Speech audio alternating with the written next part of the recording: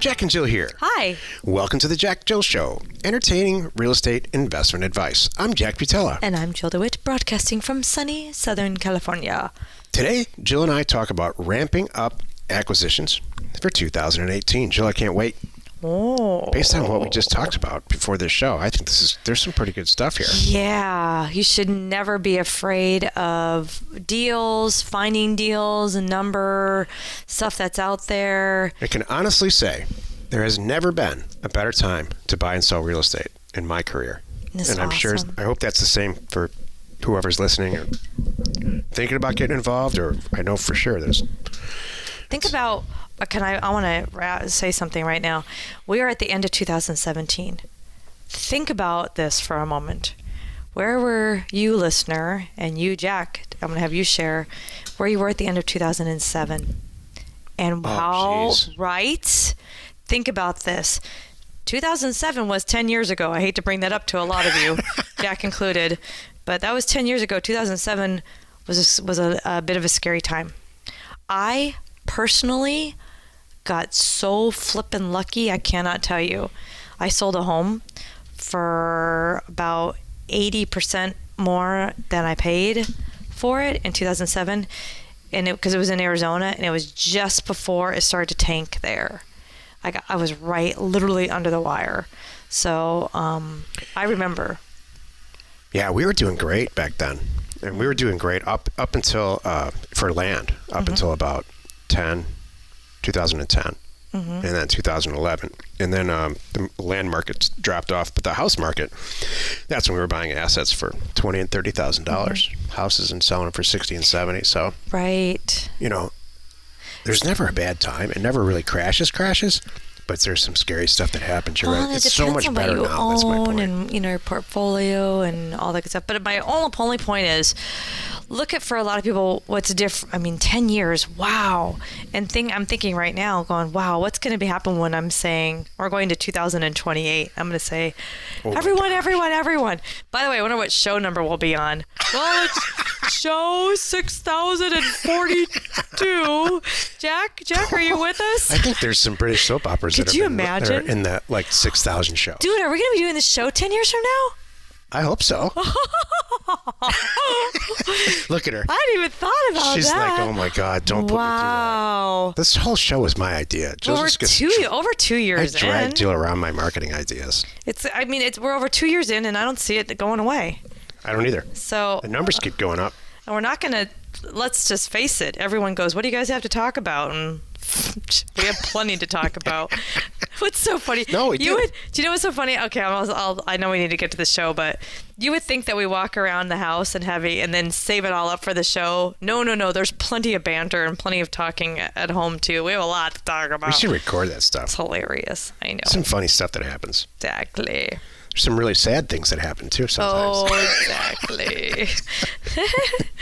We call it Jill's tragic roast beef, but she doesn't know that we call it that. Why? I don't make roast beef. I'm just teasing. All right. Anyway. Before we get into the rest of this, let's take a question posted by one of our members on the JackJill.com online community. It's free. Okay. Jeff asks, hi all. This is a lengthy one, and I have an answer at the end. So this is so good. Okay. Hi all. I just checked my P.O. box, and voila, a signed purchase agreement appeared from a seller in Lake County, Oregon. First of all, I just have to say, regardless of whether I go through with the purchase or not, having a signed purchase agreement show up in the mail is such an awesome feeling. Never thought I'd see the day. The property is... How much information you want me to share here, Jack? Shares detail. The property's in Oregon. Okay. Is in Oregon. My offer was for $1,000. The most similar comps have it sold for $2,500 to $3,000, and there's one comp. Well, it's the same thing, $2,500. That's good. Okay, and in one site they even jump up to $5,000. All right, loving it. My instinct was to snatch this up and try to double or triple my money. However, upon further due diligence, the parcel seems to not have any road access. Most of the comps seem to have some sort of dirt road access, but the nearest road to this property is several acres away. Would anyone recommend buying this property regardless of access, or is this a deal breaker? What would be the considerations here, whether the property is still viable? I've just come to an agreement on my first purchase last week, 3 separate parcels, a total of 11 acres for $2,000 in a county in Arizona. And I seem to finally have the ball rolling in the right direction on this land business. This is good.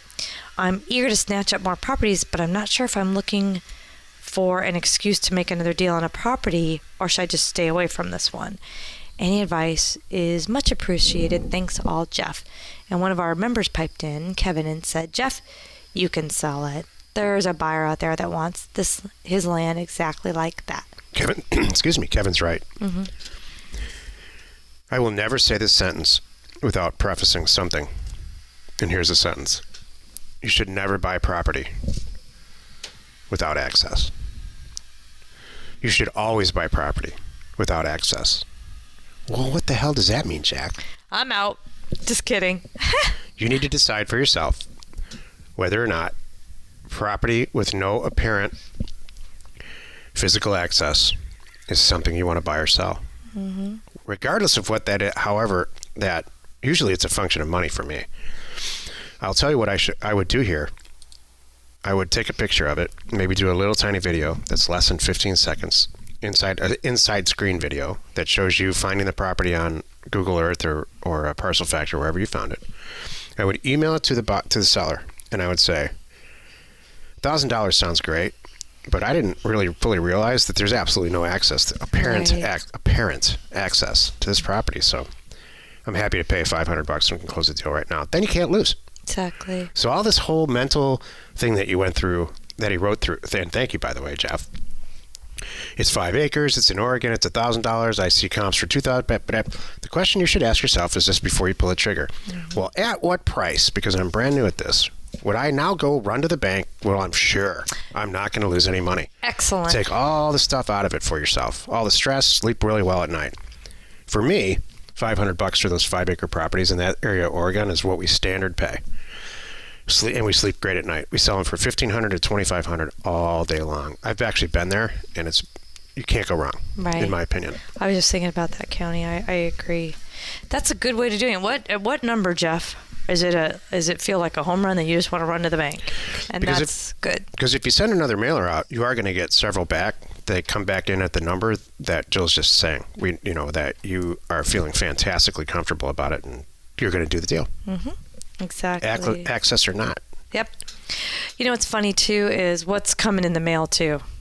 Wait till tomorrow and the next day and the next day. So there's more coming. Exactly. It's awesome. Yay. Good job, Jeff. Today's topic, ramping up for acquisitions in 2018. This is the meat of the show. So Jill and I got to talking before the show, and we said, what's this mean to you? What does this mean to you, Jack? What does this mean to you, Jill? This is what we're ramping up for. And Jill had a whole different take on it, which I think is going to be incredibly useful. My take is very simple on this episode. You have to have a calendar. If you do one thing, one change in 2018 that maybe you didn't do in 17, and I'm talking to myself as well as everybody, is to get a little bit more organized with a calendar and a plan. And start with December of 2018 and work your way backwards. If you want to have $1 million in the bank and on December 25th or December 31st, divide by 12 and then divide by 4. There's 52 weeks in the year, and do what you need to do to get to the point where you can get enough mail and enough offers in the mail and people answering your phone the way that you should. Mm-hmm. To get to that point. It's really not crazy. It's that simple. People look at it like it's such an awesome number, but when you just do it like you just said, work it backwards. I need $1 million, so I want to have this many transactions, I need to do this. And like Jack said, when you break it all down, you're like, oh, well, that's a deal a week. Well, heck, I could do that. A deal a week where I yield X amount of dollars. Done. So somebody said to me recently, actually they said it on Land Investors, the community website, because somebody brand new went in there and said, I'm brand new at this. Is this a bunch of malarkey or is it not? What's the real deal? And one of our a name brand person answered them, and they said, Name brand person. well, a person that we all know their name. Okay. In our group. They said, Jack and Jill make the sound easier than it really is. Oh. If you listen to the show all the time, yeah, it's all peaches and cream, and which is probably true. We're probably guilty of that. Part of it is because it comes easier to us. But we are very organized, and we have a full staff, trained staff in place. Right. Which is what Jill's going to address here in a second. But it's not to say that not everybody can do this, though. No, I'm not being negative. I'm just saying if we make it sound easy, it's because it is easy for us. But we've also been doing it for 25 years. Right. It wasn't easy in the beginning, man. Let me tell you. There's a bunch of people in this group that are better at every single point of this than we are. That's so true. They just don't have a podcast. That's a good point. So what are you ramping up for? What are your suggestions, Joe, to ramp up acquisitions for 18? Yeah, okay. So you brought up the calendar, and that's great. And you kind of touched on some of these. So, hey, if you want to kill it, also make sure you have your team in place. Get the right team. And when I say team, I mean everyone in your life, not necessarily your office. So tell your kid who's in Little League that you're going to go to 3 games and that's it. Oh, you're so sad. That was one of the most painful things about raising a child is going to baseball games. There's a lot of them. Soccer games, no problem. My gosh. Baseball, once a week we can handle, but 3 a week? Come on, everyone. And then all day on X day? Really? Yeah, that was hard. Okay. So get your team in place, everyone on board, and everyone going in the right direction. You know, I think it's the best thing on the planet, you know, sit your spouse down and say, okay, sweetheart, seriously, this is what we're going to do. I have a plan to have $500,000. Let's say you really want $1 million, but you're saying 500,000 in case it all goes sideways, or whatever it is. Maybe that's your number. I don't care, sweetheart. Maybe it's $250,000 so you can quit your job. Maybe that's it too. That's a very, very sweetheart. I figured out by next December how to have $250,000 in this side account here, and we're not changing anything over here. And then we're going to talk about December what we want to do now. Okay, and then say, and here's what I need from you. I'm not available on Saturdays. I need 2 nights a week. Joe, this is brilliant stuff. Thank you very much.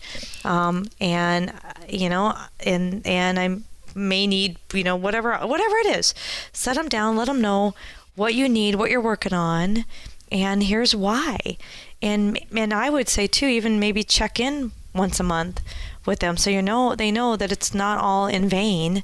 You are going in the right direction, and I think that would be cool. So get your team in place. You know what most women would say to that? What? See, I knew you didn't love me. What? What does that mean? SitYourSpouseDown.com and tell her that. Oh no. You know, why? You want $250,000 in the bank 12 months from now, but you're going to need every Saturday to do it.